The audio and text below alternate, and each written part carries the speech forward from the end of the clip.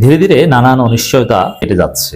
হাসিনার রায় হয়েছে, গণভোট, সুষ্ঠু নির্বাচন হবে। হাসিনার রায় তো বিএনপি ঠেকাতে পারেনি। ফজু পাগলারা এখন ঘোষণা দিচ্ছেন যে ট্রাইব্যুনাল বাতিল করে দিবেন ক্ষমতায় আসলে, এই জন্য ক্ষমতায় আর আসতে পারবে না। ক্ষমতায় আসার একমাত্র চান্স কারচুপি নির্বাচন। তো না, কারচুপি নির্বাচন হবে না, লেভেল প্লেইং ফিল্ড নিশ্চিত হবেই, আমরা আশাবাদী। হ্যাঁ, সরকারের সমালোচনা করবো, কিন্তু এই জিনিসটা নিশ্চিত করবেন। এখন অন্যতম চ্যালেঞ্জ যে এই নির্বাচন কমিশন মূলত বিএনপি কমিশন, বিএনপির পার্টি অফিস। নির্বাচন কমিশন বিএনপি যাদেরকে চয়েস করেছে তারাই বেশিরভাগ এখানে চান্স পেয়েছে, সন্দেহ দ্বিধাদ্বন্দ্ব নাই। এবং এই নির্বাচন কমিশন বিএনপির নির্লজ্জ দালালি করেছে। দিনের ইশরাক মেয়র হতে চেয়েছেন, খায়েশ জেগেছে। নির্বাচন কমিশনের সাথে আলাপ আলোচনা করে অবৈধভাবে আরজি সংশোধন করেছেন 5 আগস্টের পর। সিস্টেমে একটা রায় নিয়েছে, নির্বাচন কমিশন রায়ের বিরুদ্ধে আপিল করে নাই। আইন মন্ত্রণালয়ের মতামতের আগে একটা গেজেট দিয়ে দিয়েছে, খায়েশ আর পূরণ হয়নি। নির্বাচন কমিশন যে বিএনপির দালাল, এতে কোনো সন্দেহ সংশয় নেই। মানে ইশরাক যা বলে বিএনপি যা বলে ওইটাই। বিএনপি যখন বলে যে এই বছরের মধ্যে, মানে ডিসেম্বরের মধ্যে জাতীয় নির্বাচন হতে হবে, তখনই নির্বাচন কমিশন বলে হ্যাঁ ডিসেম্বরের মধ্যে জাতীয় নির্বাচন সম্ভব। আগে স্থানীয় সরকার নির্বাচন হতে পারবে না, নির্বাচন কমিশন বলে আগে স্থানীয় সরকার নির্বাচন সম্ভব না। বিএনপি বলে একই দিনে জাতীয় নির্বাচন এবং গণভোট হতে হবে, নির্বাচন কমিশনের সাথে সাথে বলেছে যে একই দিনই হওয়াটাই যৌক্তিক। এই নির্বাচন কমিশন যে বিএনপির দালাল, এতে কোনো সন্দেহ নেই।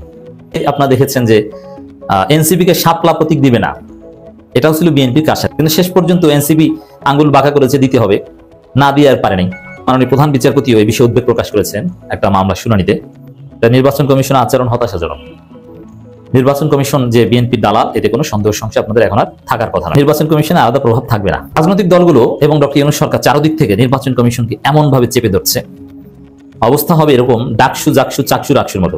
ভিসি, নির্বাচন commissioner, chief returning officer, doctor 95% BNP, কিন্তু তাদের হাত ধরেই সুষ্ঠু নির্বাচন এবং ওই নির্বাচনে শিবির জিতেছে এবং বিএনপির মন্ত্রী ভিসির চোখের সামনে ছাত্রদল জয় বাংলা।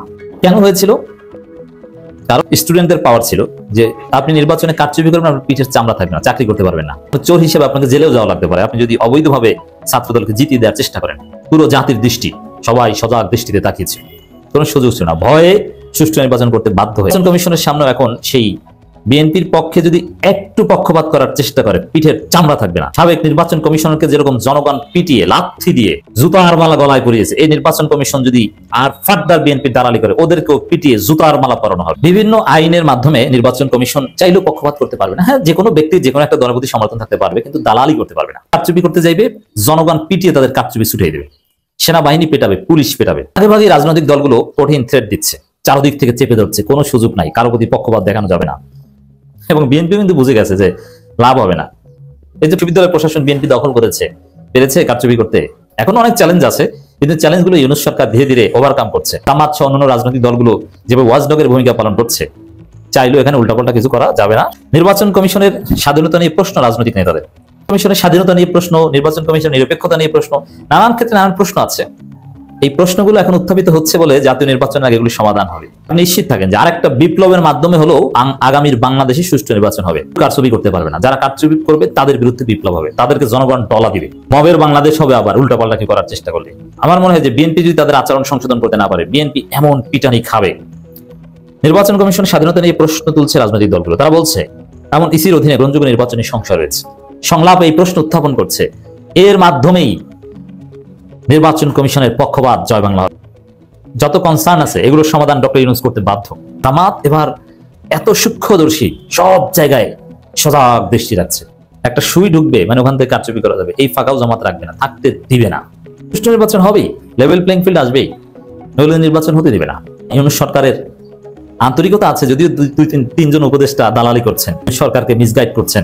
3জন উপদেষ্টাও জনগণের পিটানির ভয়ে থাকবেন, কারণ বিপ্লবীরা এখনো আছে। বিপ্লবীরা যে কোনো সময় যে কাউকে ধরে পেটানো শুরু করবে। বিএনপিকে ভোট চুরি করে ক্ষমতা এনে দিতে চান, এই কাজ যারা করবে করুণ পরিণতি হবে। জুতার মালা পরিয়ে শুধু পুলিশে দেওয়া হবে না, আপনাকে ওখানে মেরেই ফেলতে পারে। সুষ্ঠু নির্বাচনের জন্য কোনো বিপ্লব প্রয়োজন হয়, কোনো আন্দোলন প্রয়োজন হয়। সেই কারচুপিকারীদের একদম জয় বাংলা করে দেবে, মানে হত্যা করবে জনগণ, পিটিয়ে ওখানে মেরে ফেলবে।